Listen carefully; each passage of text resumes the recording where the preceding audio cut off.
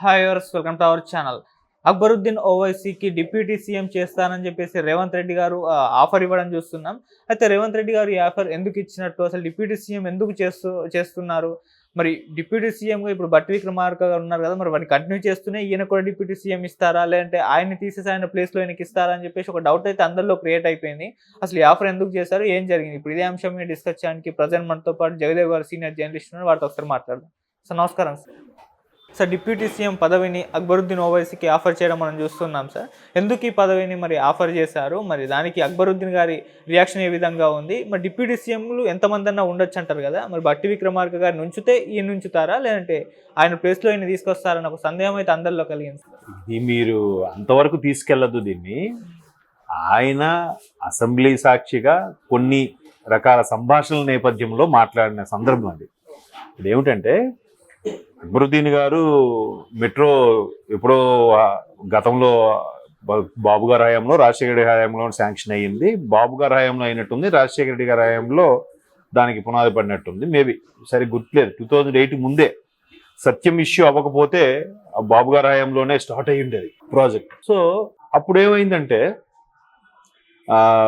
సరే మొత్తానికి అది ఎప్పుడు అనేదాన్ని పక్కన పెడితే, దానికి మెట్రో విస్తరణలు ఆ సుల్తాన్ బజార్ ఇష్యూలోనే అప్పుడు చాలా వరకు పెండింగ్ పడింది, ఇష్యూస్ అయ్యాయి. ఇప్పుడు దాన్ని ఓల్డ్ సిటీ వరకు తీసుకెళ్ళాలి, ఒక ఫేజు ఇటువైపు లింగంపల్లి ఆ బిహెచ్ఎల్ వరకు తీసుకెళ్ళాలి, దాన్ని మళ్ళీ తీసుకెళ్ళి అట గచ్చిబౌలి అలా కలపాలనే ఉద్దేశంలో కూడా మెట్రో ఏదో కలపాలనే ప్రపోజల్ కూడా ఉంది. సో ఇవి ఎప్పటికి విస్తరణ పనులు జరుగుతాయనే దాని మీద అక్బరుద్దీన్ గారు అడిగిన దానికి రేవంత్ రెడ్డి గారు ఖచ్చితంగా గత 10 ఏళ్ళు ఎలాగో ఓపిక పట్టారు, ఈసారి ఒక 4 ఏళ్ళు ఓపిక పట్టండి, ఖచ్చితంగా చేసి పెడతాం. అలా పెట్టినప్పుడు మీరు ఖచ్చితంగా మీరు మా అప్పుడు ఓల్డ్ సీట్లో అలా చేసిన తర్వాతనే ఓల్డ్ సీట్లో మేము ఓట్లాడడానికి వస్తాం. ఓల్డ్ సీట్లో ఓట్లాడడానికి వచ్చినప్పుడు మేము పని చేశాం కాబట్టి, కాంగ్రెస్ హయాంలో జరిగింది కాబట్టి, మా ముదిరా సామాజిక వర్గానికి చెందిన అభ్యర్థిని అక్కడ పెట్టినప్పుడు ఆ అభ్యర్థిని మీరు గెలిపించండి, కావాలంటే మీరు మిమ్మల్ని తీసుకొచ్చి ఈయన కొడంగల్లో మిమ్మల్ని పోటీ చేయించి గెలిపించుకొని అప్పుడు మిమ్మల్ని ఉప ముఖ్యమంత్రి చేస్తాం. అంటే ఇక్కడ 2 రకాల అర్థాలు ఉన్నాయి. మీరు అన్నట్టు, ఒకటి కొడంగల్ నుంచి పోటీ చేయాలంటే, ఈయన స్థానం గురించి పోటీ చేయాలంటే కాంగ్రెస్ అభ్యర్థిగా వచ్చి పోటీ చేయమని, రెండోది మీరు మా దాంట్లోకి రండి అని ఆహ్వానిస్తున్నట్టుంది, చమత్కారం ఇస్తున్నట్టు కూడా ఉంది. సో అలాగ పిలిపించి చేపిస్తాం, మేము మీ అభివృద్ధికి మీరు గెలిచేలా పాటుపడతాం, అప్పుడు మిమ్మల్ని మేము డిప్యూటీ సీఎంగా చేసుకుంటాము అన్నట్టుగా వ్యాఖ్యానించారు. బట్ వెంటనే దానికి ఈయన కూడా కౌంటర్ ఇచ్చారు. నేను ప్రస్తుత పార్టీలో చాలా హ్యాపీగా ఉన్నాను, హాయిగా ఉన్నాను, చచ్చేదాకా నేను ఈ పార్టీలోనే ఉంటాను. ఆబ్వియస్లీ, ఎందుకంటే ఎంఐఎం అనేది ఆ పర్టికులర్ ఓల్డ్ సిటీకే పరిమితం అయిపోతుంది.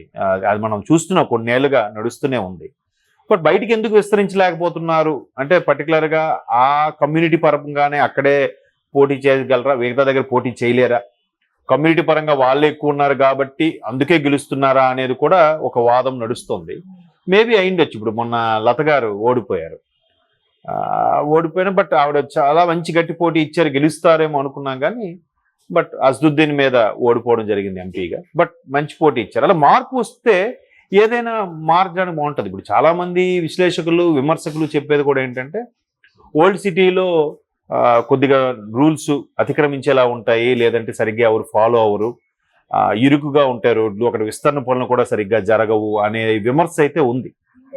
మరి అది ఎన్ని ప్రభుత్వాలు మారినా, ఎన్ని వచ్చినా కూడా అది పూర్తి స్థాయిలో రెక్టిఫై అవ్వట్లేదు అనేది కూడా ఉంది. మేబీ ఇప్పుడు ఎంఐఎం వాళ్ళు కూడా వాళ్ళు నాయకులుగా ఎలా ఉంటారంటే, సరే ప్రజల కోసం వాళ్ళు పనిచేస్తారు కాబట్టి మా ప్రజలకు ఇబ్బంది కలిగేలాగా వాళ్ళున్న ఆ సందుల్ని మళ్ళీ ఎక్స్టెండ్ చేస్తే వాళ్ళు ఆవాసం కోల్పోతారు, ఇల్లు కోల్పోతారు, మళ్ళీ వాళ్ళ కోసం వేరే దగ్గర పాటుపడడం, ఇష్యూ అవ్వడం, దానివల్ల ఒకవేళ గవర్నమెంట్ ఆ పని ధైర్యంగా చేయించినా దాన్ని ఇంకోలాగా డైవర్ట్ చేస్తారు. మతపరమైన ఘర్షణలకో, లేదంటే కమ్యూనిటీ పరమైన ఘర్షణలకో, కులపరమైన ఘర్షణలకో, రాజకీయాల కోసం వాడుకునే వాళ్ళు చాలా మంది ఉన్నారు కాబట్టి అలాగ డైవర్ట్ చేసేస్తారన్న భయంకి ఏ ప్రభుత్వాలు కూడా చర్యలు తీసుకోవు.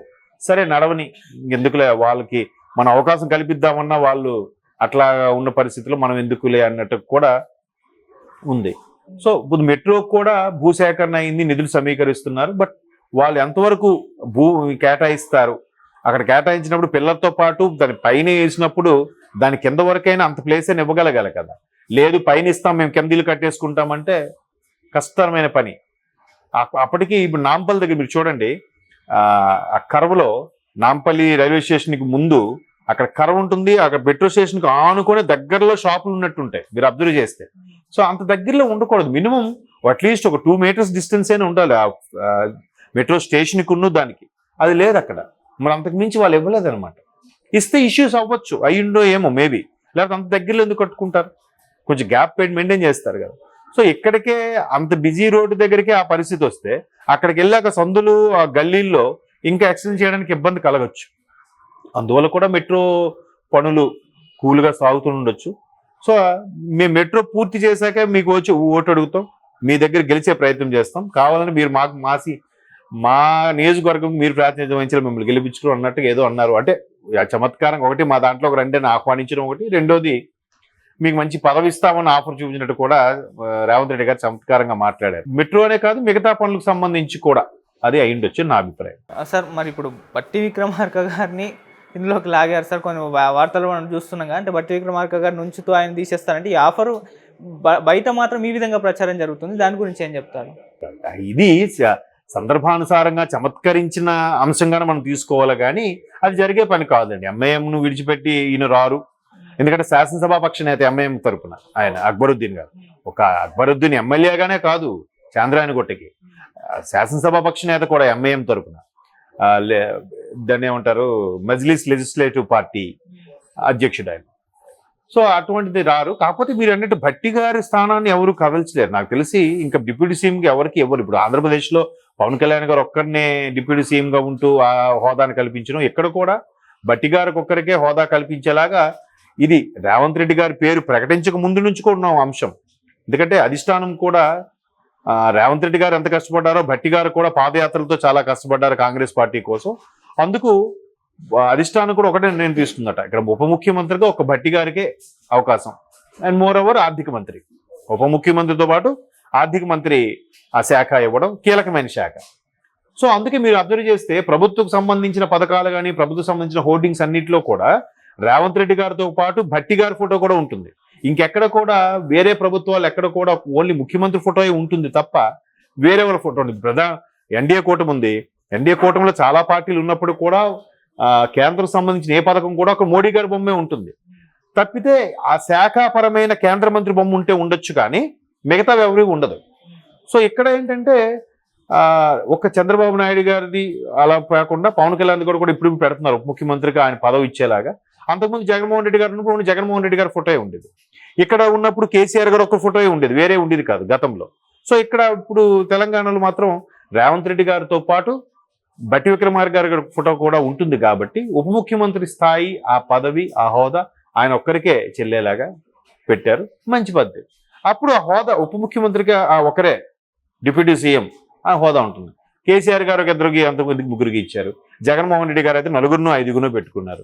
ఏముంది పేరుకే ఎంతమందికి ఇచ్చుకోవచ్చు, ఏముంది, దానికి ఒక పవరు దానికి ఒక స్థాయి కల్పిస్తే కదా దానికి ఇవ్వచ్చు.